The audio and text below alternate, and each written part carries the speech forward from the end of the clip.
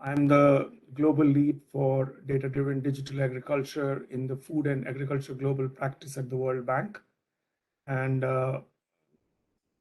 it gives me great pleasure to welcome you all today. We have been hosting a series on data and digital agriculture for a long time, and a number of you attend that. We have done 60 webinars in that series. And that series was focused on the EdTech, but we have had sessions on traceability and lots of market-facing and food-facing issues. The Agriculture and Food Global Practice was known as Agriculture Global Practice 4 years back, and we realized that food was a very important part of the whole sector, and food really is where agriculture transacts with other sectors, particularly nutrition, and also in terms of economy and in terms of income opportunities for people from the value addition in agribusiness. Agribusiness is now a significant part of banks' investment. Almost 40% of our investments now are in agribusiness and food-related issues, where we support governments to come out with proactive policies and also investments which enable growth of both agriculture and food sectors. We have now today, this is the inaugural kind of event where we're going to start a new series on food tech. And this came from, we were at San Francisco some time back and at the World FoodTech Innovation Summit. And there were 2 days on food tech, and we realized that there is an explosion of innovation on food and food tech related issues, which I think is increasingly transforming what's happening world over on these issues. So I think this is the first in the series, and we would like you to really join this as we go forward there. Basically, we are going to take a lot of innovators from industry, academia, policy, and even the bank projects, which are, and the IFC, our sister organization, which invests in food, and Barry is going to talk about it a little bit today. We are also producing a diagnostic report on the food tech ecosystem, global food tech ecosystem, with focus on Africa. And we will try to create new forums for knowledge and learning between the bank, IFC, and all the global innovators on this ecosystem. This first webinar, all the proceedings will be available on an OLC website, Open Learning Campus website, as it is available for the other digital agriculture things. And Alan is going to put a link on that in the chat pretty soon. And they're also available on our collaboration external website there. The proceedings of today's webinar and 60 other webinars, you can access them there. As far as today's webinar is concerned, we have a very good array of speakers, and I will introduce them as they come. But I would request you that we will go for a series of speakers, and Barry will be a discussant from the IFC, and then we will have a half an hour for a Q&A. But we would request you to start putting your question in the virtual chat, and we will harvest these questions for a 30-minute Q&A towards the end, when I will pose selected questions to the panelists based on your questions which you have there. Please participate actively, and please keep your mic muted while the participation is going on, because that will help us to make sure that there's no lack of disturbance there. So without further ado, I would now like to invite the first speaker. I have great pleasure in introducing Kishan Vasani, co-founder and CEO of Spoonshot. And Spoonshot is a data analytics platform that uses AI and food science to study food and beverage innovations. And also, Kishan has been in the food industry since 2011. He's the co-founder and CEO of Spoonshot. and the Spoonshot helps uncover the future of food by predicting consumer needs, trends, and innovative opportunities. Before starting this venture, he has worked in leadership roles for global online food ordering giant Just Eat, and he has also been the co-founder and chairman of One Cause, an education-focused nonprofit, and has been a featured speaker at many of the forums on food tech. Uh, Over to Kishan now. Kishan, you have 20 minutes. Thank you very much. First of all, I just want to check. Hi, everyone. Want to check that you can all hear me. Yeah, Okay. we can hear you. We can hear you loud and clear. Brilliant. Hi, everyone. Good to be here today. I'm just going to start and share my screen if I can dig it out. There we go. I'm going to put the slides in Max. So can you see my slides? We can see it, but can you put it in the slide mode where it's full resolution? It's in slide mode on my screen. Hopefully it will come up on yours shortly.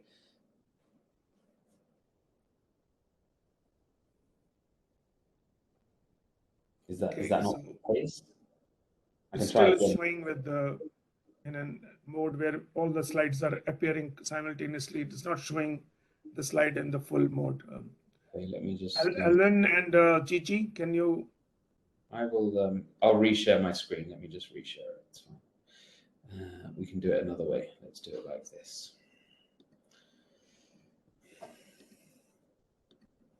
Let's try and use Google Slides and see if that works any better. It's now in full screen mode on my screen. Can you see that? Perfect. It's okay now. Go ahead. Great. Okay. Hi, everybody. Thank you very much for that introduction. My name is Kishan. I'm co-founder and CEO of Spoonshot. It's great to be able to be here today in this webinar, which is, as Parmesh said, the World Bank's first ever food tech edition. And so today I'm going to spend the next 10-15 minutes or so giving you some insights from Spoonshot's inaugural list of game changers. These are 25 emerging brands that have been developed, and what we believe these are bold innovations. So as you may be aware, too often we see that the innovativeness of a company or a product and a brand is measured by its commercial success. And of course, this is an important lens, but it's not like the only lens. And of course, that commercial lens can skew the picture of true innovation. And so with our Game Changers report, we've taken a completely different approach looking at non-financial metrics. And I'll tell you more about that in a moment. Quick word on Spoonshot before we dive in. As Parmesh said, we're an AI first food and beverage market research company. We have an AI called Food Brain. It uses 28,000 diverse external data sources, things like research papers, news articles, blogs, recipes, menus, products, social data, and a lot more. And what it does is it fuses them together and essentially applies the domain knowledge of food science. And so we're able to see consumer needs early, translate them into interesting and relevant trends, and map out innovation opportunities. So you can actually use our research platform if you want for free. You just have to sign up at spoonshot.com/start, and you can get into the platform in less than 60 seconds. So let's dive in. There's an old phrase actually that's known as necessity is the mother of invention. And perhaps it's never been truer than right now, and especially in the food and beverage industry. And companies are kind of responding to the ever diversifying demands of consumers by developing sort of products that are needed today and tomorrow, but even further into the future. And some of these products are going to work really well and be the sort of the standard bearer and stand the test of time. And others are going to be ahead of their time perhaps and may not work out. In either case, innovation is just the start of that journey. And so when we try to identify the 25 game-changing companies, we first look to understand, what does the term food innovation itself mean to consumers? And the top association consumers had was food tech. And this was followed by various other topics linked to sustainability, including food waste and plant-based. Now, one of the other things we wanted to do was also uncover and track the fastest growing trends related to sustainability over the last 12 months, by looking at industry, media, and industry data. And so you can see here on this slide, there are different topics and trends covering at different stages of development. We have a 4-stage model at Spoonshot, from incubator to early stage, expanding, and mainstream. And what you can see here is a whole host of topics of different nature connected to sustainability and there are things like emerging diets, which have been sort of rooted in variations of vegan, so veganism and vegan, as well as something called peels in food. And peels in food is really interesting because the fact that it's kind of getting into the expanding stage right now, and it's been a fast growing trend over the last year, is interesting because Spoonshot back in 2019 made that prediction that, starting in 2021, this trend would actually grow. So some of the predictions are definitely coming true. Now, let's talk about what does sustainability really mean to people and consumers. Like, it is a buzzword, everybody's talking about it in this industry like more than ever before. But as you can see here on this slide, it is very ambiguous. From our analysis of different consumer conversations, there are some of the leading topics on this slide that have been associated with sustainability. And that range of topics is pretty wide, from environmental related issues to food cultivation to product claims. And both for consumers and businesses, sustainability means different things. And this is likely to cause, and is definitely in fact causing, a disconnect and confusion with consumers. And this is why a number of companies have actually gone a step further and actually highlighted exactly how they are sustainable as well, and being more and more specific and perhaps technical about this. So let's look at, the fact that sustainability is an important product feature is perhaps now an inescapable fact. Brands, retailers, restaurants, manufacturers are all starting to call out their sustainability and eco-friendly features. And this is a great way to be transparent with consumers and spread awareness of our impact on the planet. In fact, references to carbon labeling in the media have actually tripled since 2020, underscoring the importance of this in society.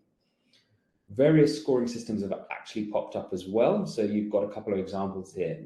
UK non-profit Foundation Earth is trialing a front of pack score that helps consumers check the environmental impact of products they buy.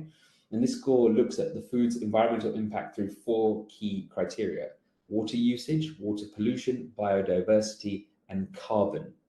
There's also another UK company called Foodsteps, which has actually started to provide carbon tracking and impact labeling to restaurants, caterers, and food businesses. And the company has developed a British specific impact database for ingredients covering over 1,000 of them, and incorporating things like carbon footprint, pollution, land use, and water use impact. So all of these eco scores kind of use a traffic light format, as you can see here. And this is something that consumers in Europe are actually very familiar with. And these could set the stage for similar systems across the globe. And of course, while it's not a perfect system, a unified system may not be that far away. And this is still a step in the right direction. So we also then looked at some trends, the fastest growing trends. We identified what they were when you think about the theme of health and wellness, which is another key topic for this industry. Again, over the last 12 months, looking at industry media. Now, what you can see here is things like well-established trends, which are gut health, all the way through to emerging related trends, which include gut skin access. And on the healthy side of things, you have things like healthy spices, who would have thought, all the way through to healthy aging food. So again, super interesting mix of topics that are emerging and have become established over the last year. Now, health encompasses not just the physical aspects, but also mental and emotional ones, which are increasingly falling under the umbrella of wellness. In particular, ingredients that offer assistance in dealing with everyday pressures are finding favor with consumers, especially for stress, relaxation, and sleep. Such foods, which have been classed as mood foods, have caught the attention of consumers, and interest grew by over 70% over the last 2 years. So increasingly, consumers are preferring to turn to food for health and wellness over medication. And with interest in the concept of food as medicine, more than tripling over the last 5 years. In particular, there is a growing interest in adaptogens, which are non-toxic substances, particularly plant extracts that could help increase the body's ability to resist the damaging effects of stress. And they also promote and restore normal physiological functioning. And we're going to hear from another specific company that's on the game changers list, I won't say anything yet, who still delved into this specific area of adaptogens. So let's look at the approach in trying to, of course, identify these 25 game-changing companies. You know, one of the things that we pride ourselves on at Spoonshot is actually our transparency in terms of our data sources and also how we develop intelligence. And that's because if you don't know where the data is coming from and you don't know how the data was transformed to build insights, then you're not going to trust that and you're not going to action it. So here's how we went about identifying those first ever 25 game-changing companies. The first thing we had to do is we've only considered food and beverage startups, which have been broadly defined as companies that are in operation for less than 5 years. And they should not have been acquired by any major company or conglomerate, and they must have fewer than 20 products in the portfolio. This gave us a list of 7,000 startups to investigate across 4 countries in 130 categories. And to measure the innovativeness of a brand, we used several criteria, including the novelty of the ingredients used, the claims they called out, the health benefits that could be derived, the marketing mission and the actual core mission of the company, the brand engagement, and consumer reviews. And with these parameters, we developed a proprietary score for innovativeness to rank all the 7,000 companies and, of course, uncover the top 25.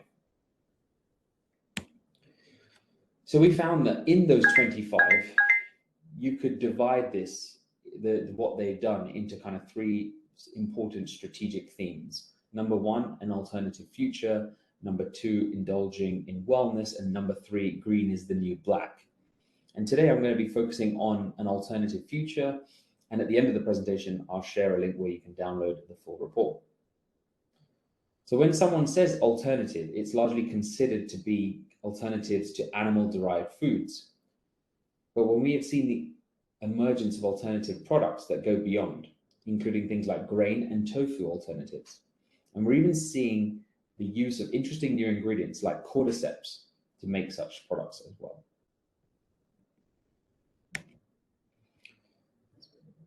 So we've been seeing this growing interest in alternatives over the last few years from both consumers and businesses, and I'll take a moment to explain these trend lines.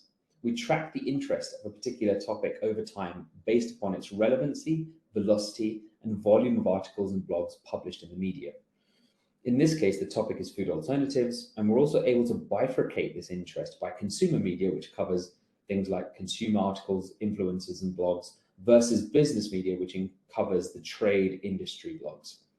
In both consumer and business media, we've seen an increased interest in alternatives to categories like dairy and meat. And in addition, we also looked at the 3 main drivers for this increased interest in alternatives and found that while health was the top driver, sustainability saw the highest growth, doubling over the last 3 years. Now, the first of the 3 companies, which are game changers that I'm previewing today, is called Kajulove. It's a Hawaii-based company that uses a rather unique ingredient for its meat alternative product, cashew fruit. It is the first cashew fruit meat company in the US, and cashew fruit is not very common in countries that do not produce cashews, so it is a very high novelty ingredient and has a low consumer familiarity score of just 3.9 out of 10. Now, while most plant-based meat alternatives use soy, pea, various legumes, or other high-protein plant ingredients, Kajulove's focus on a high-fiber ingredient is a bit of a shift from the norm. And the fact that the ingredient is actually upcycled, a byproduct of the cashew nut and cashew milk industries, makes it incredibly sustainable. So no extra water or land use is needed to grow it. And that's tapping into another trend. Upcycling itself is rapidly gaining ground within consumer conversations. And we found that mentions of upcycling in the context of sustainability had gone up from just 0.5% of conversations to over 11.5% in 4 years. Now, Kajulove also just uses one ingredient, which makes it clean label. another important feature that consumers want from their animal-free products. Now, Kajulove was also recently highlighted by various media outlets during Expo West, which is the major trade show for health and wellness and emerging products in the US. Next up is the Indian startup Wakao Foods, and they offer a range of vegan meat products made from jackfruit. The company's range includes a heat and eat product, raw jack meat, and burger patties. And jackfruit is high on fiber and low in calories, fat, and carbs, and is also said to be high in potassium and antioxidants, and may even improve the body's capacity to absorb iron. The company supports indigenous agri practices and fair prices for farmers. Jackfruit is actually, as a meat alternative, isn't really new and has not caught on in a meaningful way. It is appearing as an ingredient only in 0.03% of packaged foods. And this is perhaps because consumers want ready-to-use solutions that have been made into meat analogs instead of the base ingredient. Having a portfolio of different types of products that showcases the versatility of a new ingredient could be a better way to introduce consumers to this unfamiliar element. Now, the third company is UK-based Native Snacks, and they offer the world's first vegan prawn crackers using just tapioca starch and natural flavoring. It's an all-natural, gluten-free, and has less than 99 calories per serving, and has 25% less fat than potato chips. And sustainability is a major driver for the launch of this product, since prawn farming is estimated to produce more carbon than beef per kilogram and results in the destruction of mangroves. Native Snacks has used simple ingredients that are quite popular and common in Southeast Asia to come up with this accidentally vegan snack. In a space that's filled with alternatives for meat, meals made with veggies, legumes, a plant-based snack made with tapioca flour is quite unique. It also acts as an alternative to plant-based seafood, which is highly relevant in the sustainability space right now because of the carbon produced from regular prawn farming. So there you have it. You've got three incredible companies from three countries addressing some different and important industry themes. But what about the remaining 22 companies? Well, here you go. To find out who are the 25 game changers and why, just simply browse to spoonshot.com/WB and you'll be able to download the report. So I want to thank you very much for listening today, and I look forward to answering any questions at the end. Thanks a lot, Kishan, for launching us so well in this new series. You've given us a very good flavor of what's happening in this sector. So I think I clearly see that this is the first time we are listening from the consumer perspective, and you're getting us insights from various sources on what consumers are thinking about food. And then you are really looking at the startups, which is the innovation kind of part of it. 7,000 startups is a very good database to pick from and find out which are the game changers from there.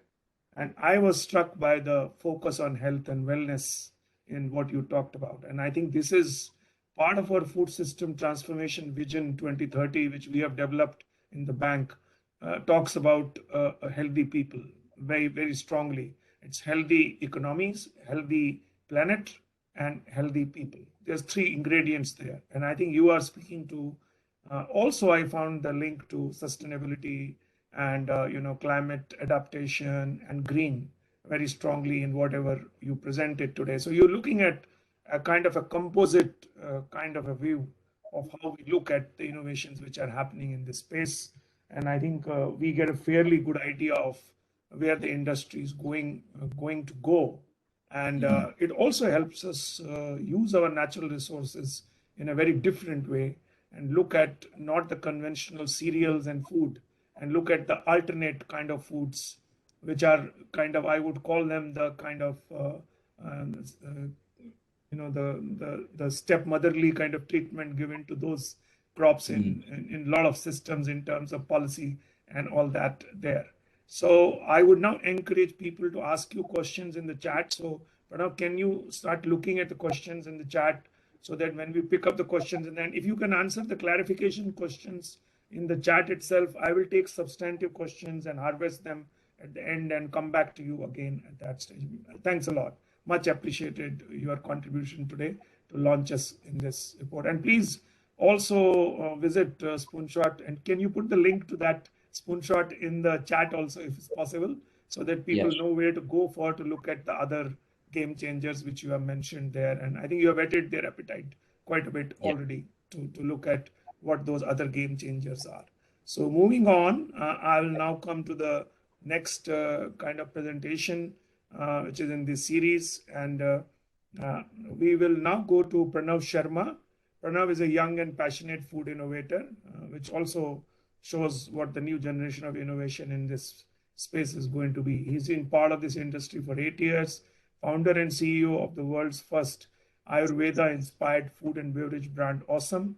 And they are trying to create alternative to modern-day pharmaceuticals by creating products that are powered by natural herbs and botanicals, by using the age-old wisdom and tradition of Ayurveda, which is India's alternate preventive healthcare practice. In fact, some data shows that 70% of Indians still use preventive healthcare through Ayurveda. And Awsum is using whole food as the delivery format. And before starting that, he also was co-founded healthy mid-meal snacking brand Postic, and he's recognized as an emerging young food innovator. Over to you, Pranav, and you have 10 minutes for your presentation. Yeah, hi, good evening, everyone. Good morning also. I'm joining from New Delhi, India, so it's evening here. I hope I'm audible. My voice is loud and clear. Yeah, it is audible, and I said edible also. Because we're talking about food. Thanks. Yeah, go ahead, Pranav. Exactly. So thanks a lot, Pramesh, for having me here on this August gathering. I would also like to thank Chichi and Al for kind of facilitating me to come on this forum. Also, I would like to thank Kishan, who's a great friend and a guide.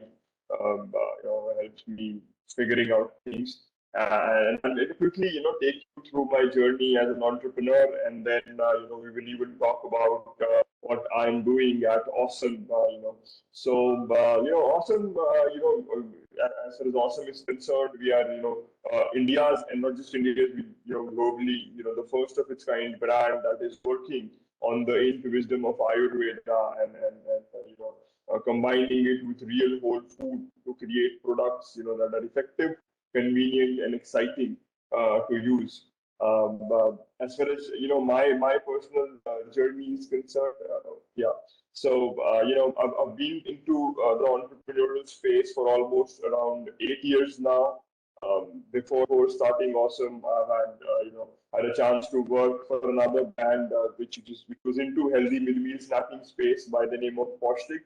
And my journey, again, I'm a commerce background, so no real correlation with food and nutrition, but it was my personal problem which motivated me to drop out from my commerce college and start the entrepreneurial journey, which I started 7 years back while I was 21 years old. I gained a lot of weight. I was 125 kgs back then, and it was my personal problem. I wanted to figure out how I could, fix up my weight and become more healthy. And that's how, I figured out that food and nutrition is a very important aspect to stay healthy. So that's how I started a Postic. Grew it, worked there for almost around 7 years. Grew it up to a level wherein we were selling almost in 3,000 retail stores in India, and again doing a handsome amount of net revenue also. And last year after lockdown, I moved out from that venture and started this new venture of mine, which is again somewhat in very similar space, but it's a level up from there. Again, I've always been passionate about studying about nutrition, food, enzyme, and nutraceutical and functional food. I've been a fitness enthusiast myself, so that's how I landed up myself starting this business, which is into functional food. So taking you through this, firstly I would like to tell you and clarify the term functional food, what exactly it is. So as the name suggests, functional food is a food that has a function attached with it, right? So it has a function to perform. And it's a very novel product category that is emerging pretty well, as Vishal also highlighted in his presentation. Right, so it's a very emerging trend across the globe, and we as a brand, are working with the vision to kickstart an alternate wellness revolution of building a community, of like-minded people who are keen on unleashing the greatest version of themselves by using what we call as nature's pharma, right, and kind of create an alternate to the conventional pharma, which is currently prevalent. Our mission actually is to inspire lifelong healthy habits of self-care by bringing simplicity, inspiration, and delight to the otherwise boring world of supplement and nutraceuticals. None of us like popping pills and those powders. So why not, if we can actually solve this problem with real whole food? Yes, as I mentioned, we are India's first functional chocolate brand. So chocolate is our first product category that we have launched. We researched about it and came across that chocolate is one of the second largest consumed confectionery category across the globe. People across age groups like consuming it after potato chips, definitely. So chocolate is something that is very interesting, very delightful product format. And again, that's how we ended up using chocolate as a delivery format for Ayurvedic supplements. So all our preparations, are Ayurvedic formulations. They are 100% natural. They are non-addictive formulas, and we are FSSAI certified. So FSSAI is the food regulator. We are certified by them. We currently have 4 product ranges. So enhancing body's immunity. That is, we call it as active immunity chocolate. Second one is a sleep chocolate. So for all those people who are, suffering from sleep disorders, they find it hard to sleep. They can actually consume this chocolate maybe post dinner, as a kind of, as a dessert of sorts, and then take it up. Daily energy, works as a perfect pick-me-up for people who feel midday lethargy. They can eat it, and for people who are stressed and anxious, they can consume this chocolate, which is goodbye stress chocolate. Problems we identified, a couple of problems which we identified as a startup. It was firstly increasing lifestyle disorders. With the sedentary lifestyle, more and more people are suffering from disorders such as sleep deprivation, stress, anxiety, and unfortunately, these lifestyle disorders, if not tackled at the right time, goes on to take shape of chronic illnesses which are terminal in nature. There are data that prove that 6 out of 10 people who are dying today are dying due to chronic illness. It's very imperative and important to identify that what lifestyle disorders we are going through and actually try and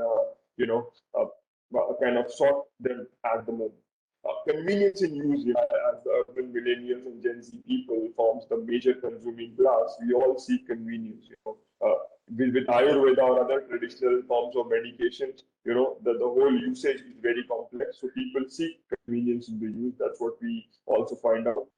Effects of allopathic medicine, there are, opioid crisis being going on. People, they have a fear that, whatever medication they are consuming, they are doing more harm than good.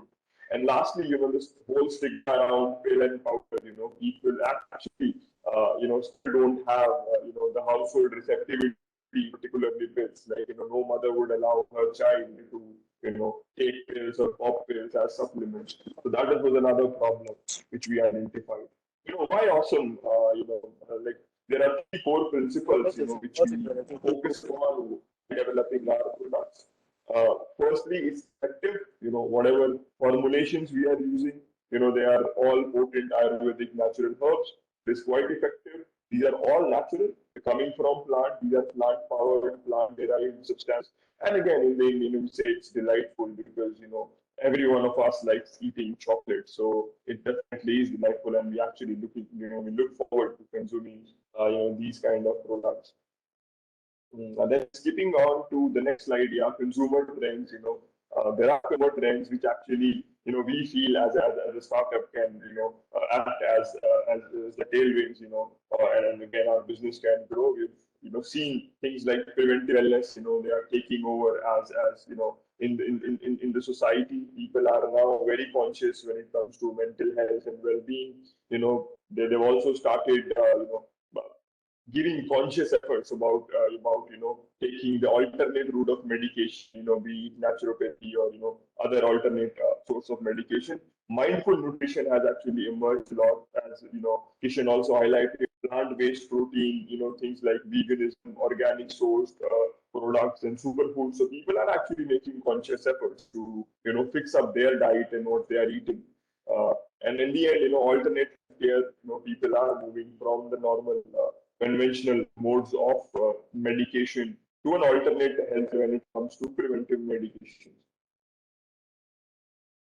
Mindful eating and food as medicine. When I would want to stop this, what I particularly personally feel is that health has become a priority for consumers today, and as a result of the global pandemic that has happened, consumers are increasingly seeking more and more natural solutions that go beyond the addition of pills and preventive measures to keep themselves and their family in good health. The functionality of the food is also gaining a momentum as consumers push a strong focus on things like digestive health, immunity, and mental well-being.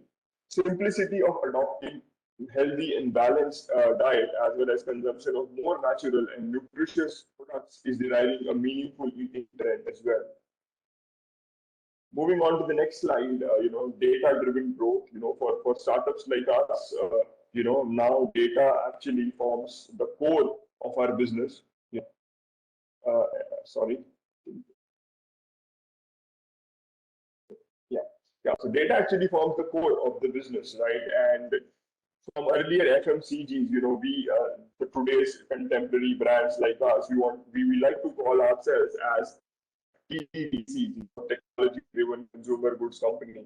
So things like e-commerce, social media marketing, have actually tried breaking the barriers which earlier, the major giant FMCG giants used to have and put in as trade barriers. So, someone like me today can actually think of starting a consumer-focused brand, and actually, from a click of button, sitting at one place can actually, reach out to a large cohorts of consumers. So data actually forms a very integral part of that, and it can be used to identify opportunities. Rapid activation can also be there, because we can actually try and identify and deliver the right kind of message at the right time to the intended consumer. Then the third and very important thing is that activation to fit purposeful tech-enabled consumer-centric strategies. As businesses, we need to develop strategies that are consumer-centric. We need to actually know what our consumer is looking forward and create products accordingly. Thirdly, agile operating model. With technology and with data, it actually gives you to work very fast. And actually have a lean organization and make very dynamic moves so as to win that race, which you are running with bigger FMCG companies. And I think the last point is capability building. Talent and infrastructure, and it is required to scale up the business. As far as a startup like us is concerned, there are challenges and opportunities, which I would also like to mention. So particularly talking from our perspective, which is a functional food perspective, there are challenges in terms that it's a very novel product category. So a lot of consumer education is required to be imparted from a brand like us, and definitely that requires a lot of marketing bucks to be spent. Secondly, there are regulatory challenges also prevalent currently. So in some parts of the world, the governments and the regulators are skeptical about usage of the traditional plant-based herbs, which we generally use. So again, you have to even work in tandem to make our product, ready with and in compliance with the regulatories and regulators. As far as the opportunity is concerned, there is a big opportunity. There are trends that have already highlighted that people are now very conscious about what they eat, and they are now making very focused choices about what they want. And it's very difficult for everyone to keep popping pills for every problem they have. So, it becomes very important that, we go back to the basics wherein we used to say that let food be thy medicine. Right? So it's very important that we go back and, have, like have the food, let the food work as medicine, and that's what I feel.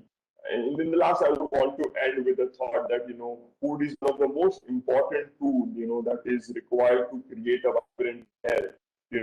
People at the end of the spoon is more powerful than a medicine and than anything you will find at the bottom of the pill bottle. Food is most powerful medicine to heal chronic illnesses and diseases. We have to actually ensure that the grocery stores and the vegetable stores act as our pharmacies, right? And food has the capability to even improve the human genes, balance hormones, reduce inflammation, and even optimize the gut microbiome, and in a larger way, actually lead to a more healthier and a happier society. So with this, I would like to end my presentation. Thanks, and I'm looking forward to answer any questions if you have. Thank you. Thanks, Pranav, for giving us a complete flavor of your vision and your strategy and the products you're introducing and the thinking behind that. And I think I like the imagery of our grocery stores and vegetable stores as wellness centers and pharmacies going forward, because we generally use them for just consuming and as a consumer product. So how does that transition take place to wellness and health? And that is a very, and I like the chocolate as a product, because then I think if you can convert chocolate into a health product and a wellness product, then you can convert any product into anything, basically, because it's considered as a sin product at this stage. So in terms of marketing, I consider that as a very interesting analogy there. So I would now like to introduce, we're running a little bit behind time, and so I would like everyone to stay in the time zone because we started a little bit late. And so I would now introduce our next presenter, Shion Sangolei. I hope I pronounce you correctly.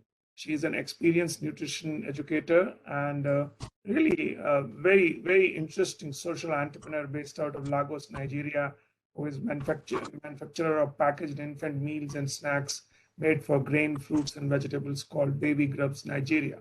And with operations in Ghana and UK, she has also worked with 350,000 Nigerian mothers across her social media platform. This is also the connect with, mothers as, both the consumers of health education, but also consumers of products, and her passion about reducing high level of malnutrition in Nigerian children. She's also started a food sensory play project called Grubz Food Play, which is very innovative. But her background is interesting. She has a bachelor's degree in computer science, and then she has done on nutrition. She has done a course at Cornell, and then she also has a business entrepreneurship training from Clark Atlanta University, and also social sector management. So she really brings in the new generation entrepreneur, which looks at the problem from many sides, and she creates also income opportunities for women, which is also a very important part of what her enterprise is about. Over to you, Sean. You have 10 minutes now. Thank you very much. Please confirm that you can hear me clearly. Loud and clear, loud and clear. Okay. Good day, everyone. It's a very, very great honor to be part of conversations shaping the food industry, especially at the global scale. I do not take this privilege for granted. Thank you for the invitation, World Bank, and for deeming it right to amplify voices of entrepreneurs in this industry, showcasing our work, especially around food tech. Thank you very, very much. There are so many entrepreneurs here today, from functional chocolates to us doing nutrient-dense winning foods, to smallholder source snacks. We all have a unique story. We have unique value propositions and interesting use of tech as well. Today, I'll be sharing my journey with Baby Grubz, and I'm also looking to learn and collaborate with other entrepreneurs here today. My name is Shion Sangolei, and I am the mom-in-chief at Baby Grubz. Okay, I'll be sharing my slides with you. Okay, so this is me. Well, not exactly me, but it's the demography that I represent. The demography of women of childbearing age, 18 to 40 years. And there's 40 million of us. Current statistics say that we're going to have 6 children in our lifetime. And this is true because I have 3 already. And you will agree with me that more children equals more financial needs, equals more time of work. And women need money. But let's stay away generally from mothers and move towards the children. Also, current statistics say about the children that 2,300 Nigerian children will die every single day from nutrition-related illnesses. If the child survives the first 1,000 days, there's every probability that that child might have stunted growth, impaired cognitive abilities that will lead to reduced school and work performance. And this is a I believe I've been able to establish that malnutrition and poverty go hand in hand. But we have a solution to all of these problems. We have an innovation in food product design. Sorry that my screen is freezing up. Trying to move it. Let me share my screen for you, Shell. Then I can. That's fine. All right, just a second. So we have an innovation in food product design. At Baby Grubz, we formulate low-cost supplementary meals that are made from locally sourced grains, fruits, vegetables to address major nutrition deficiencies in the first 1,000 days. And these products are further fortified with vitamins and minerals in line with WHO standards. And these products addresses some of the recognized deficiencies of the Nigerian child, such as vitamin A deficiency, protein energy malnutrition, amongst others. We also have an innovative approach to our market connectivity. I'm waiting for the slides to be up. Can you share the slides, please, quickly? Because we're losing time otherwise. Someone else who can share that, and if you can't share that.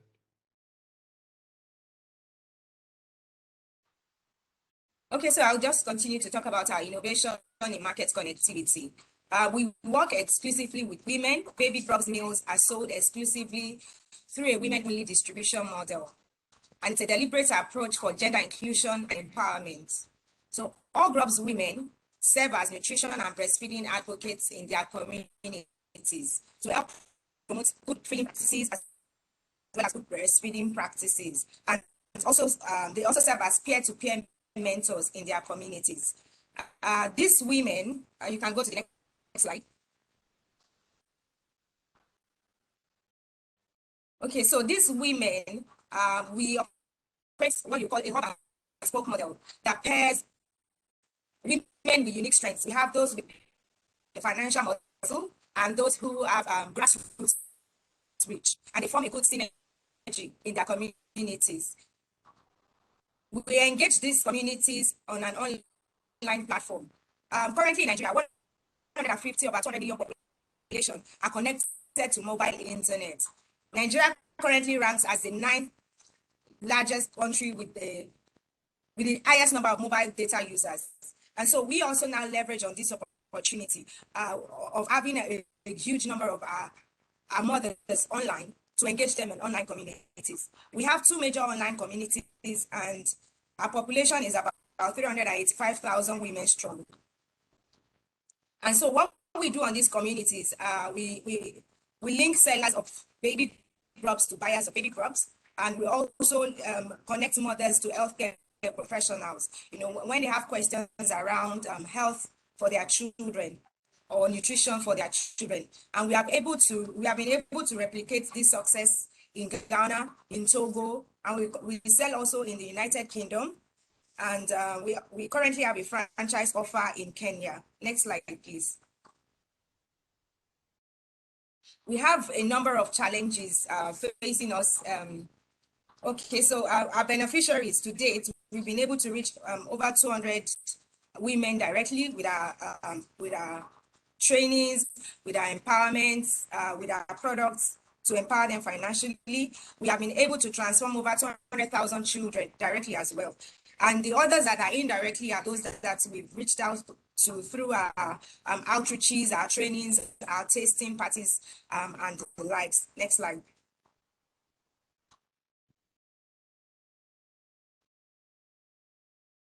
Next slide. I'll mention some of our challenges, and we also have a lot of opportunities in this space. One of the biggest opportunities is the sachetization of the Nigerian market. All brands, even in fact, from premium brands to low-end brands, almost every brand in Nigeria has a sachet product, and this is because purchasing power has reduced. Our products come in 500 sachets, 500 gram jars, but I had a story that was told recently about how some women come together to share a jar of products because they cannot afford it, and that was immediately after the pandemic. And so we came up with smaller pack sizes to address that inequality. Currently, the smaller pack sizes have been doing extremely well. We forecasted that we'll be able to do 300 sachets in a month, but currently we do over 1,000 sachets in a month, and that's a great opportunity. But currently we are looking to automate the process of the sachetization so that we improve on our food safety around that packaging. And there are also other opportunities in the industry. We see that there's a huge rise in of street brands. There's almost no corner that comes to that will not find street brands because where you can withdraw your money on all streets corners all over Nigeria. And we also see that there's a trend where people are patronizing loan apps. These loans are very expensive, but people don't care because they need the money as when they need it. And we can benchmark on these opportunities to instead of asking them to collect money from loan apps, there's a package that we have for moms and even for people in diaspora where they can pay in some amounts into the business and they get products worth more than that, so that they can make some better profits, better margins, instead of being entangled in all of these loan apps. We see that there's a trend of innovation around innovation too, because the Nigerian market, even though they don't care how much the loans cost, they are very particular about how they spend their money. And so every naira counts. People don't want to lose any extra money. And so we have to be very, very price conscious. One of the things that we are doing around this fact is bundling. We are bundling up our products. So instead of you buying one for maybe $5, you can buy 5 for like $10-15. And then Nigerian market is also very, the consumers are very aware. I think it was in the wake of the COVID-19, everybody is very conscious about their health. And so one of the things that we're seeing is Nigerian consumers are even forcing bigger companies, to rethink their ingredient list. And so for people like us that sell natural-based foods, consumers are more aware of the benefits of these products. And so we are able to even push out more innovative products with using more innovative ingredients to show them the benefits to them and their children. Next slide, please. So our very next goals is to produce even more, have an extensive range of products to address more deficiencies. In the past, we partnered with the Technical University of Denmark to help with our product reformulation. I've been able to do that using our own locally sourced ingredients. We'll be able to develop more variants and even make them even more affordable. Our next goals will be to automate the process of making our sachets such that it can reach the BOP faster. And we want to be able to deeply penetrate the markets, and we can do this because the market is asking for it, and we need to capitalize on this as fast as possible. And we currently hold 1% of Nigerian baby food market share, and we're looking to increase it to 10% in the next 24 months through strategic partnerships and even more product lines.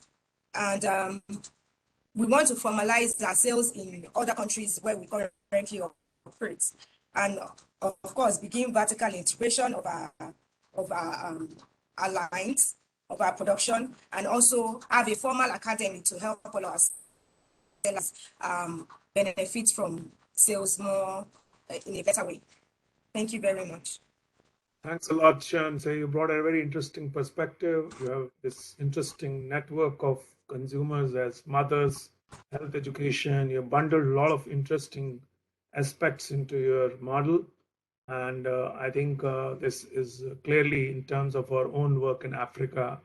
I think this would be potentially a very important kind of collaboration or partnership, which we should explore in future there. So please put your questions to Sean there. We are running a little bit behind time, and we have Barry also to come after Molly. So I would request Molly to stay with the 10-minute period. So just quickly introduce, Molly. Molly, is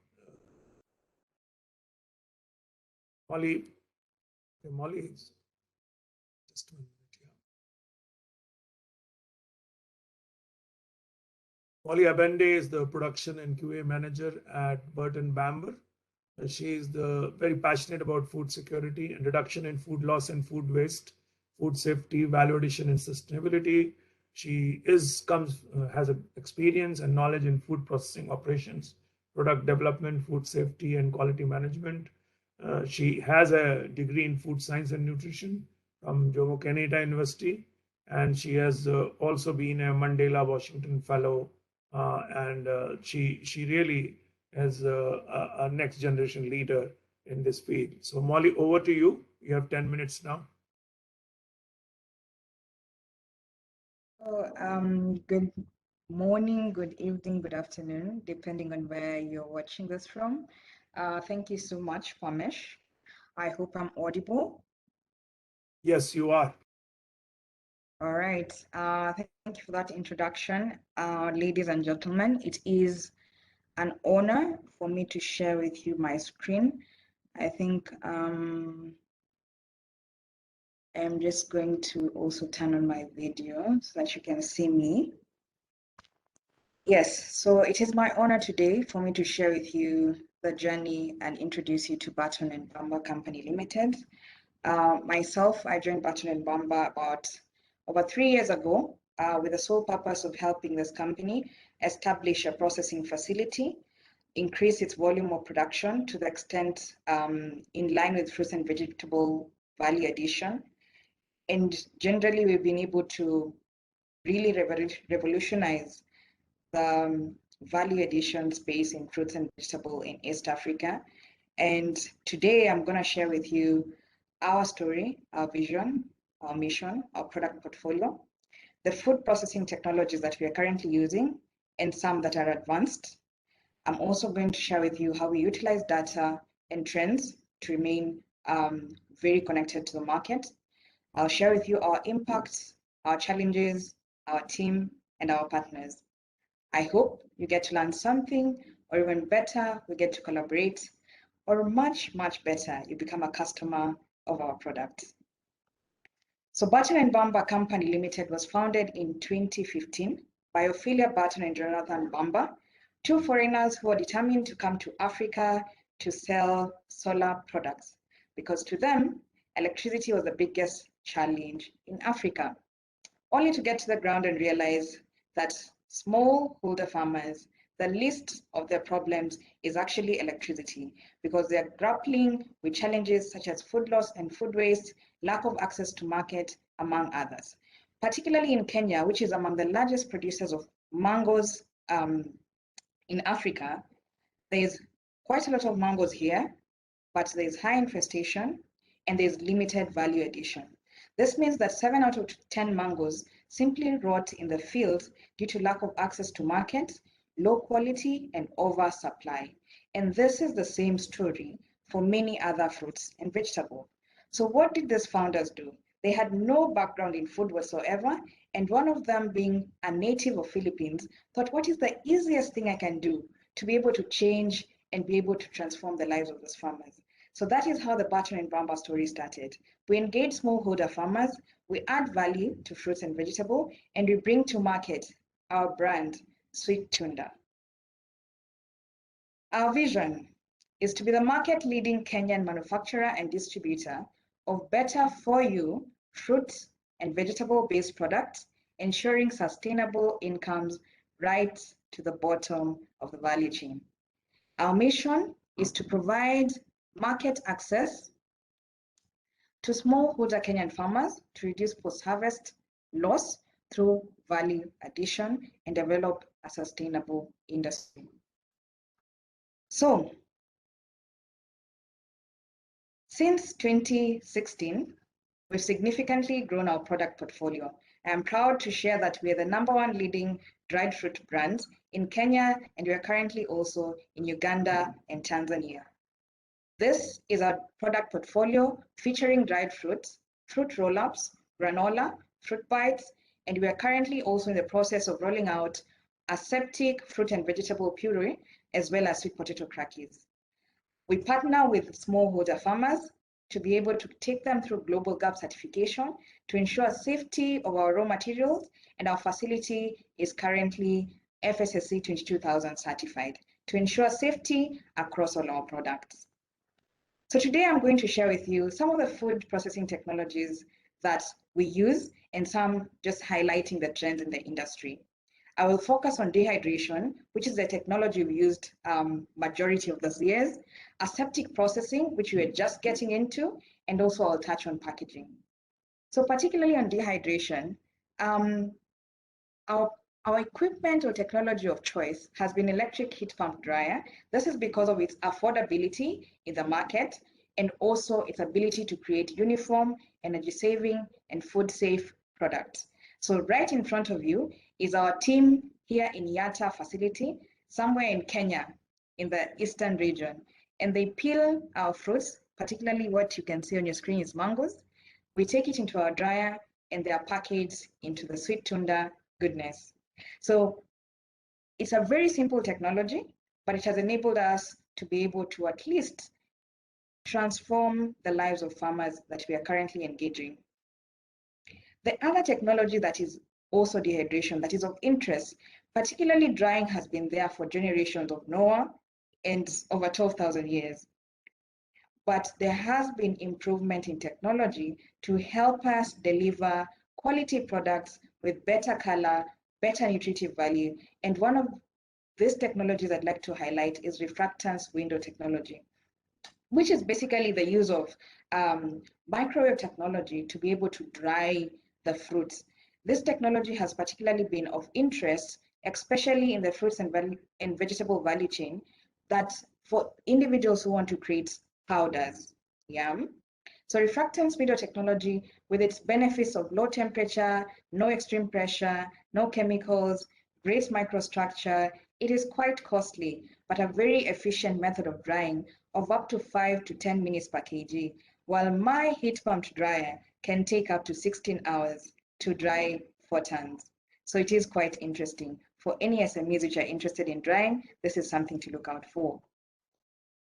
And here is our newest baby, aseptic processing using microwave technology. We are the first company in Africa to adopt this technology, and I'm very excited to share this with you. We got this technology through Innovatech company, a company in the US that was able to commercialize this technology and bring it to Africa. We were in partnership with the International Potato Center as well as the North Carolina University. So basically we use the aseptic microwave technology to create sweet potato puree. We have our fresh fruits, we turn it, we steam it and turn it into puree, and it is pasteurized using microwave to create the aseptic sweet potato puree. Here is a picture of one of the engineers from Innovatech, the US, training us on how to utilize this machine. And behold, is our first product from this equipment, 18 months after being delivered in Kenya. We were very happy, I must say. This is our team of staff from Yata, our processing facility, trying out how can we utilize this sweet potato puree. There's a lot of opportunities and application of this particular product. We are currently interested in relief organizations and also school-based program.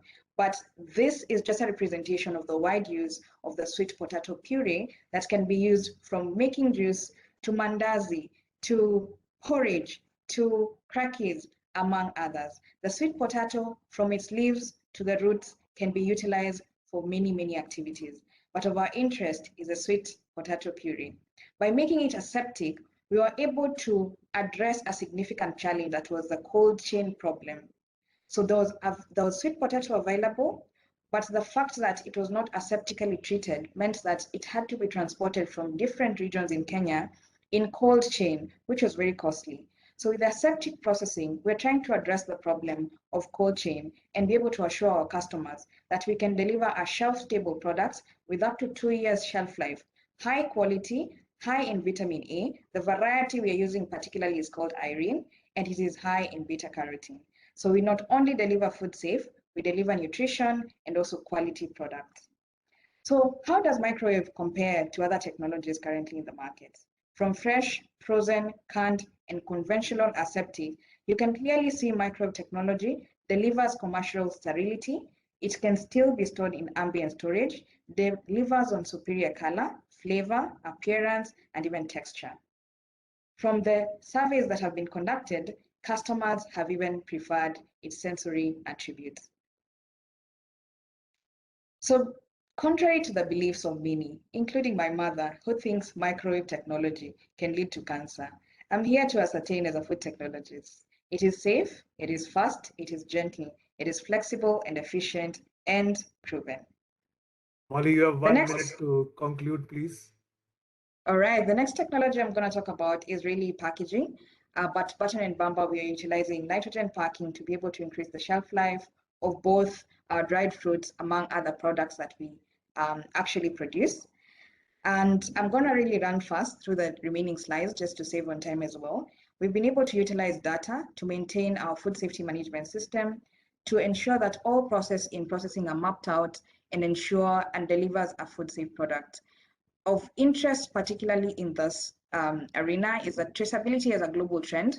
We ensure that we collect data throughout the process from farm level up to customer level to ensure that we can track and trace everything from our source to consumer. And also in this current age of data, we use social media to be able to collect and engage with our customers so that we better deliver on their needs. The global trends that we adhere to, as you've heard from Kishan and Pranav, there is a global shift towards achievement of health and wellness. Burton and Bamber delivers better for you snacks with ingredients that are high in nutrition. We are also very suitable in the growing population of vegan, vegetarians, flexitarian. The global trend of circular economy is also catching with us.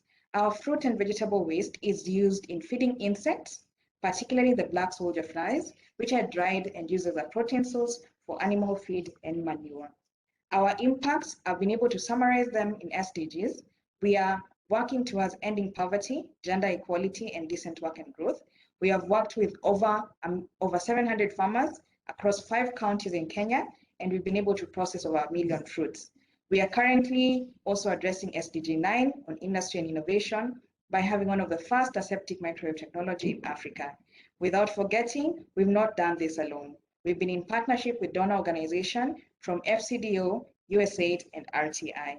Our challenges have been pest and disease and infestation at farm level, high cost of transportation, challenges with access to capital, as well as infrastructure. This is our team. The company has been founded by Jonathan Bamber, Ophelia Burton, and has a strong key middle management. Our partners have been International Potato Center, Sinovatech, RTI, MESPIT, and Jomo Kenyatta University of Agriculture and Technology. Thank you very much. It has been a pleasure taking you through this. If there's any questions, I'd be happy to take them. Thank you. Thanks a lot, Molly, to really a very, very transformational enterprise story from Kenya. And I think on a lot of our new investments in Kenya, particularly on value chain, include mango as a value chain. And I think there are substantial opportunities for collaboration between World Bank supported operations. We have many counties where we work with a lot of women mango producers. So they would also be a very interesting kind of collaboration opportunities there. We will get in touch with you later on, and in terms of what we could specifically work on together as well. But very interesting. Again, the intersection of wellness, health, income generation, and then also livelihood opportunities. And then I think you touched technology in a real food tech in a more substantive way among all the panelists, and really showed the potential of using a lot of innovative food tech to transform various commodities which are coming out of Africa into higher value added part there. So I would now go, because we have, please look at the questions coming to you, because there's a very active set of conversation going on in the chat, and you don't want you to lose out on that. All the chat will be curated and also be part of the proceedings which we will send you.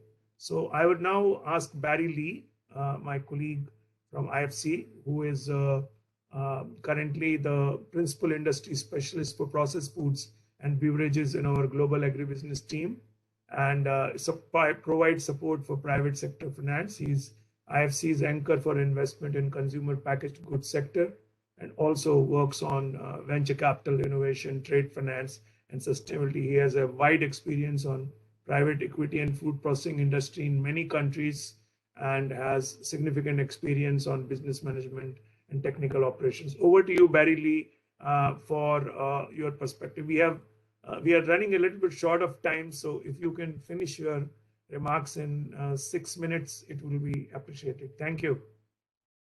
Thanks, Parmesh. You can hear me, just confirm? Yes, we can hear you. Great, thanks, Parmesh. I'll try and keep it to 5 or 6 minutes, Parmesh, and thank you for the opportunity to contribute to this really useful webinar. Let me provide my comments in 3 points, essentially. Let me just recap who IFC is for those who may not be aware. Let me talk about what we do in the venture capital space in food and agribusiness. And then I'd like to offer just a few reflective comments on our speakers, if I may. So to those who may not know, IFC is part of the World Bank Group. We are a part of the group in terms of how we focus on the common missions and purpose of the World Bank Group, which is focusing essentially and broadly on addressing poverty and addressing equality and equity in the world. We focused on emerging markets, as we all know the bank group does, and we are essentially an impact investor, and we focus particularly on the private sector, and our deal sheet each year is a rather chunky number, I would suggest. In agribusiness, we do about $2 billion a year in finance. If you average that, it's about 50 deals of a ticket size, $40 million each.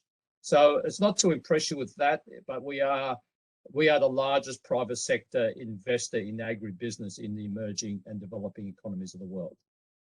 Having said that, one of our previous speakers said it's all not about finance, and we absolutely believe that.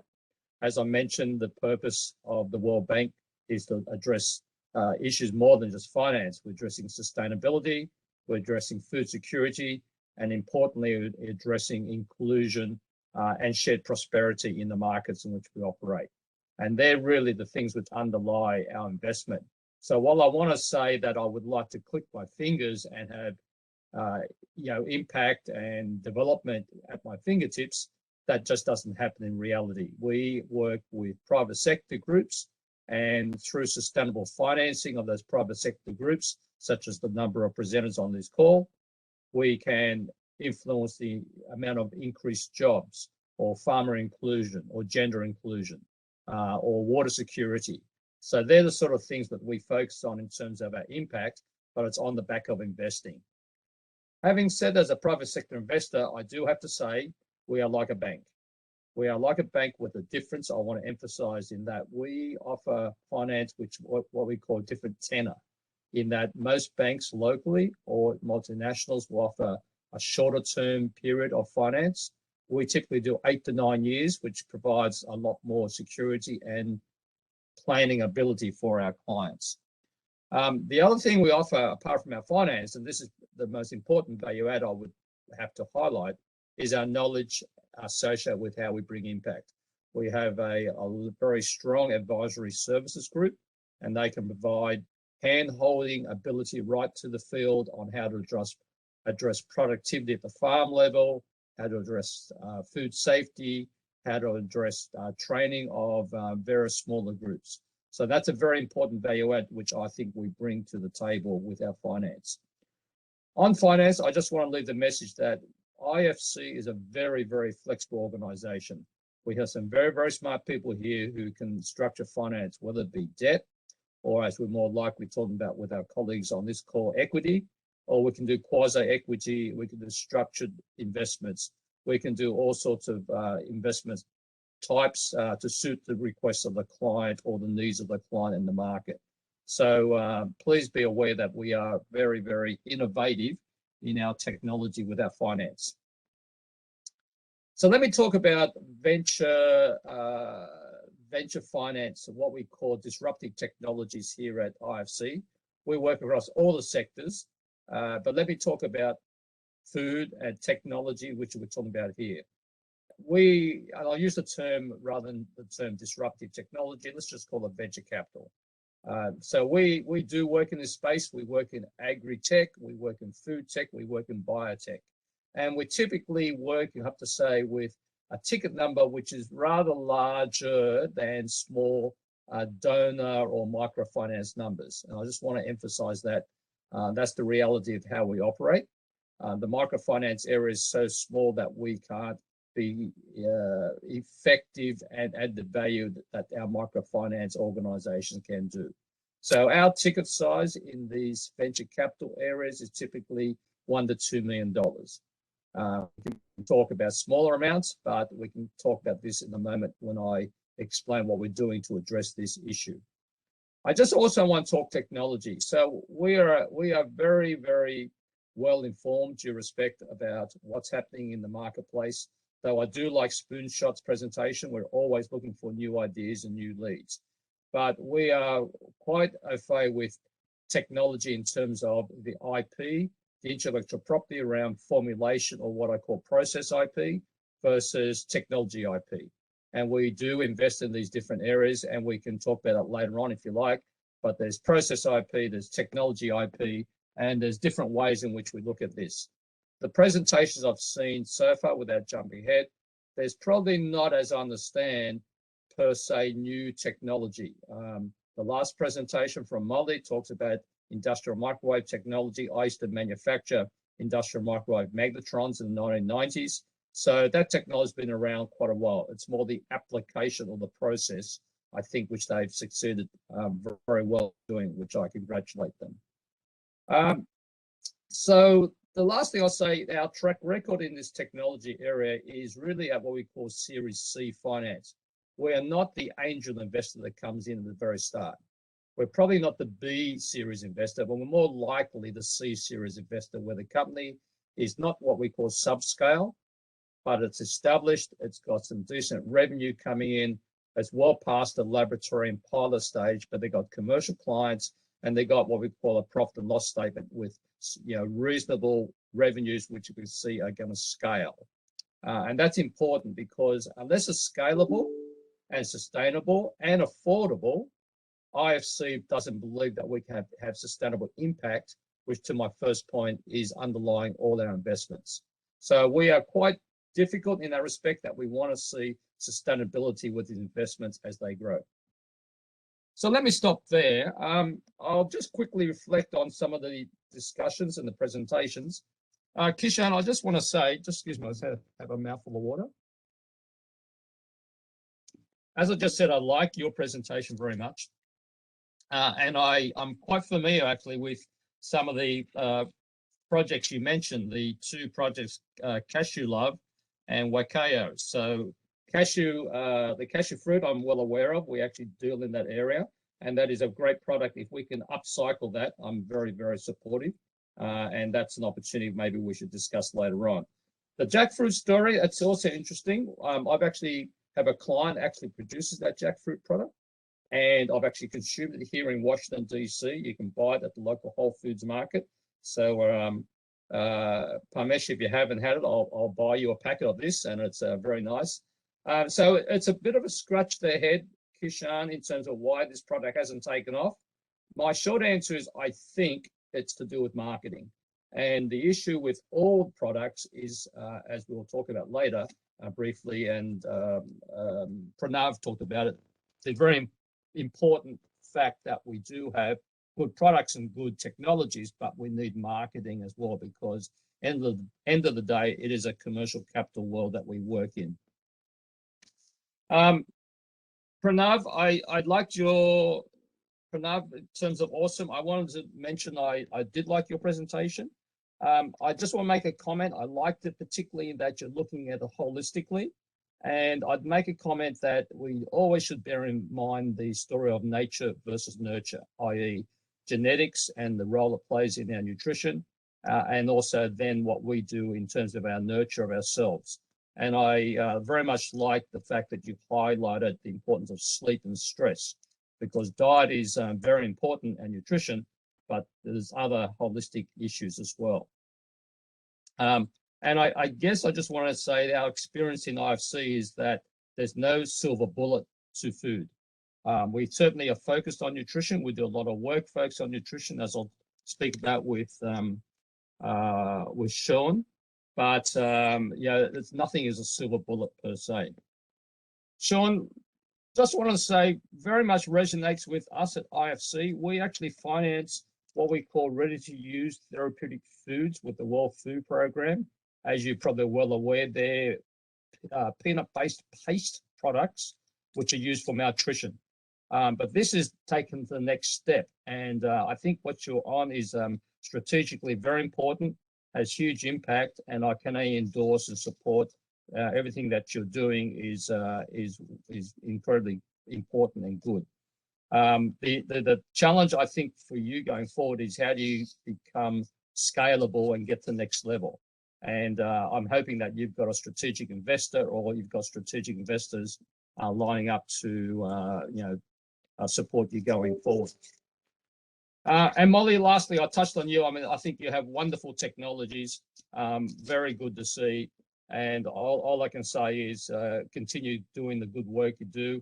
The importance of the food safety, the importance of the technology underlies the quality of the food. As we say at IFC, if it's not safe, it's not food.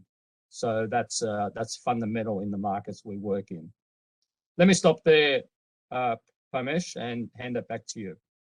Thanks a lot, Barry, for giving your rich experience over so many decades and condensing it.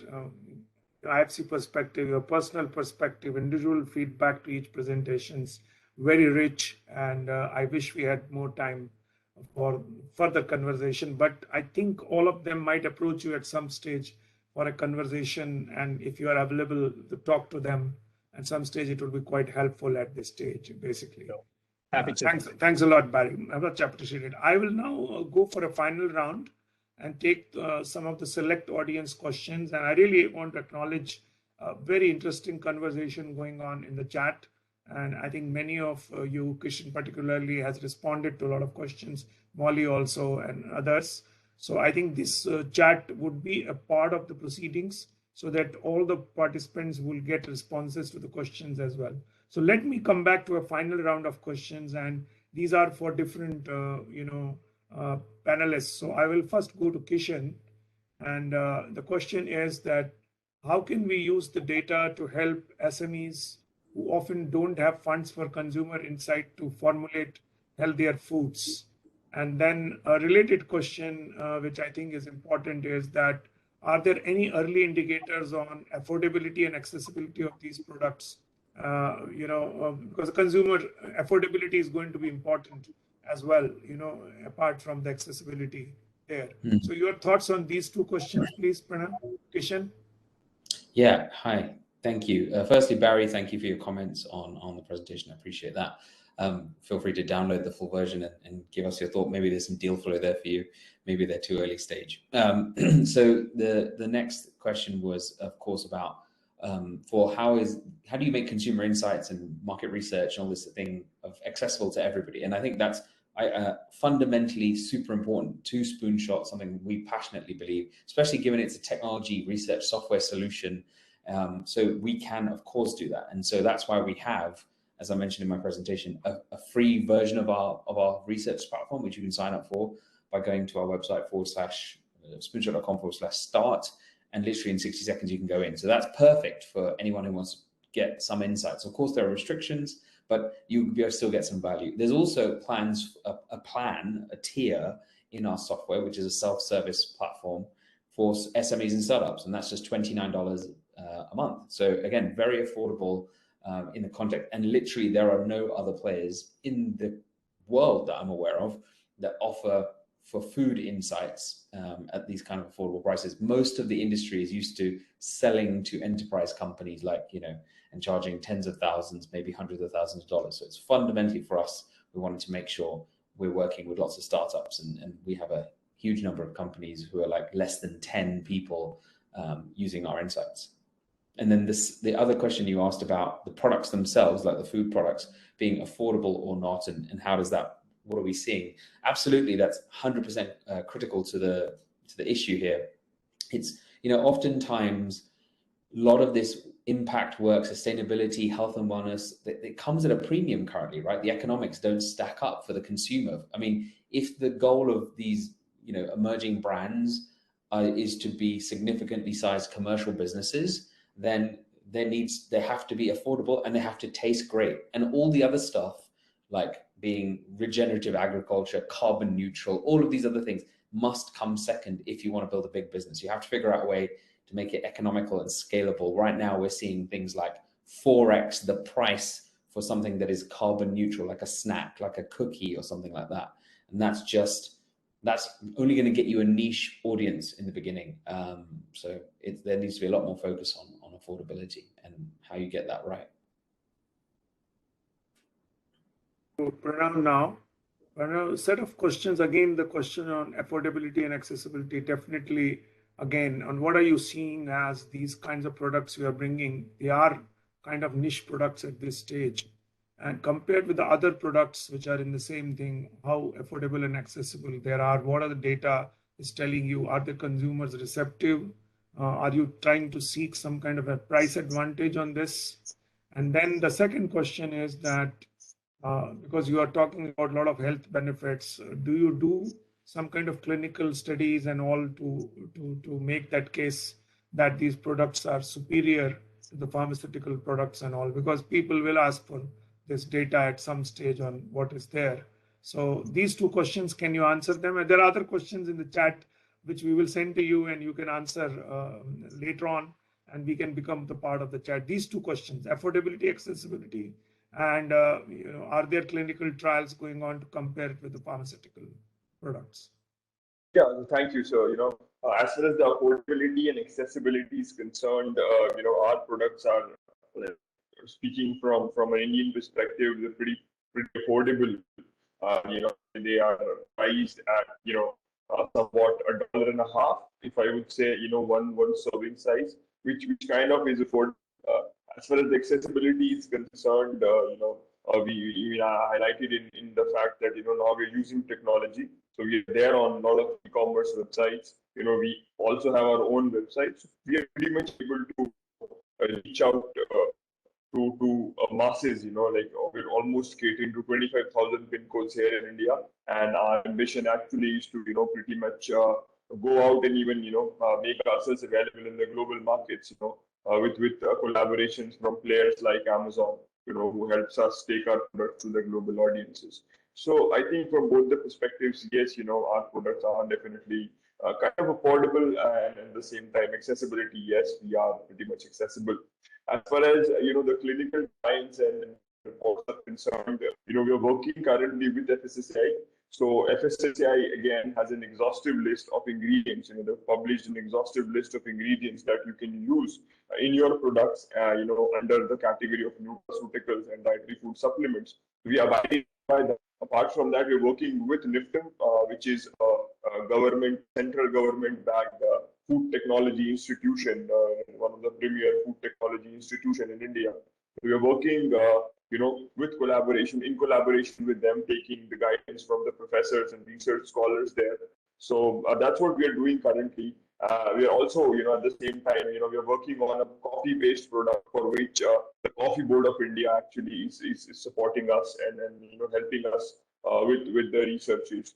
So that's the thing what we are doing. Apart from that, we have an exhaustive list of ingredients, an exhaustive list of reports that we have compiled for the researches that are being conducted across various research institutions. That validate the usage of a particular ingredient, which leads to a particular type of an intended benefit.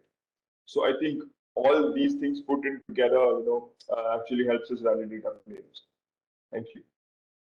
Look forward to tasting your product when next time I'm in India, and hopefully we can get your product in US as well at some stage. Okay. So let me go to Sean. Sean, there's one question related with, are you partnering with other local startups across Africa to accentuate and scale up what you are doing?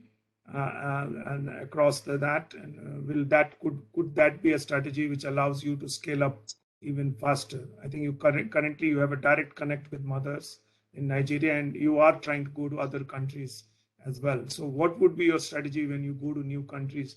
Do you start from scratch and build the model in the same way as you have done in Nigeria, or you will have a combination of organic and other kinds of ways of expanding your scale? Can you answer that question, please? Okay, thank you very much for that question. Entry points into different countries are different. For Ghana Gold, it's essentially the same way it operates in Nigeria, the same urban spoke model. But for Kenya, where we have the franchise offer, we are considering a different approach. Two things influence that decision. Because one is Kenya is in East Africa. These other countries where we operate, they are in West Africa. So it's easy to move around the boundaries, around the borders. But for East Africa, there are a little bit of different dynamics that operate in the country. And so we are also going to be exploring the communal approach, but it's just slightly different from what we do in Nigeria. And the product component is also slightly different. So we are using their own homegrown solutions, which is one of our core values of using locally sourced ingredients. And so we have tested a lot of varieties of cereals, grains, fruits, vegetables. We have sampled them. And so when we hit the ground running in this country, it's going to be slightly different, but we still stay true to our core values of using locally sourced ingredients and supporting mothers. Leveraging the strength of mothers in the fight against nutrition. I think we are working currently with the World Food Program on an innovation accelerator kind of partnership, and I think we will be in touch with you, because I think I like the way you do by developing a connect with mothers. So if this can become a universal model as a template on that, you develop a mother connect, and then you develop products, and then you develop retail, and as a combination strategy in new countries, it could be an interesting strategy. But you could have strategic partners who have already organized mothers, and then you can work on the next generation with them. So I think probably a very interesting strategy. I look forward to talking with you later on how we could expand collaboration in Nigeria and other parts using the kind of approach you have taken. Molly, final question to you is that there are a lot of questions on transfer of technology. So if you want to expand, say, with other SMEs in Africa, would you be interested in expanding through other SMEs, through franchisees and others? Can technology be transferred from what you are doing in Kenya to other countries? And how does this go to other countries from where you are doing that?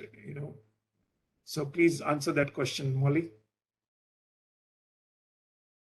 I'm not sure if I've answered that via text, but I think this is what I'll comment on being able to share the technology. Currently, we are just beginning to enter into contract manufacturing, where other SMEs are able to utilize our technologies to be able to produce products of their choice. We're currently drying tomatoes for exports to Netherlands to create ketchup. So that's like a simple example of how we are trying to use our simple technology to be able to maximize and ease in transportation of some of this product from Africa to the world. So we are also exploring contract manufacturing for aseptic processing. So we can definitely engage on that and see how we can collaborate. I'd be very interested in seeing what you're going to produce, but we definitely look forward to expanding to other African countries, starting from East Africa, where there's lots of fruits, there's lots of vegetable, which are still undergoing a lot of post-harvest losses, and we can be able to do something about it. Thanks a lot, Molly. So we will be in touch, because I think what you are saying essentially is that now you're looking at, commodities beyond mango as well, looking at the generic use of technology to add value, in across kind of commodities. Could be tomato, it could be others, where Africa is working on. So I think there would be a good meeting we should have with our value chain projects across Africa and see what the potential of that collaboration could be, basically. Because in terms of, or we do a lot of farmer organization around commodities, and in terms of sourcing good quality material and a lot of on the source doing that. So if there is a kind of a value proposition wherein you come as, and if you can reduce your pain points on procurement of good quality, then probably you could expand even more or faster there. There is someone, yeah. So we will definitely be in touch with you, and particularly our Kenya team will talk to you pretty soon. I'll send them your presentation, and they will talk to you pretty soon on that. Because Thank we you have very much. Makweni and all, a lot of mango producers are already organized there. So in our project, so I think there is a need to look at the synergy there. So I can't take, there are too many questions there. Unfortunately, we can't take all of them at this stage. And Yes. I think we will send you the record of the chat. And if you want to answer more questions, even after the event through the chat, and just add 4 or 5 lines on each question as an afterthought, we would encourage you to do that. And that will become the record of the proceedings. There are lots of people wanting to get in touch with each other. So I think this has served the purpose of networking as well. So I want to just say that this has been a good launch webinar, and I want to thank all the panelists and the discussants today, for really kicking us off extremely well.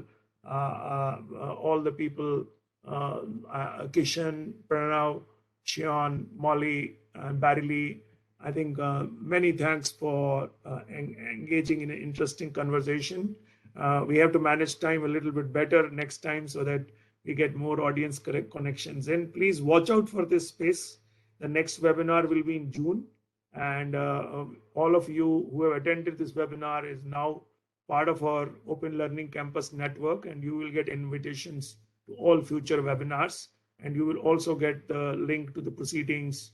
And please visit the Open Learning Campus website and the Digital Agriculture website to be aware of other things which are going on and become part of this knowledge and learning network. If you would like to make any future presentation from the audience, you would like us to send ideas for any future webinars, please feel free to send them. And I would request Chichi to put the email ID of our team there so that people can write to the team. We will also send you email when we send you the proceedings so that you can write to us again. Thank you very much, and have a good night and good afternoon and good morning, everyone, and look forward to seeing you again. Bye-bye.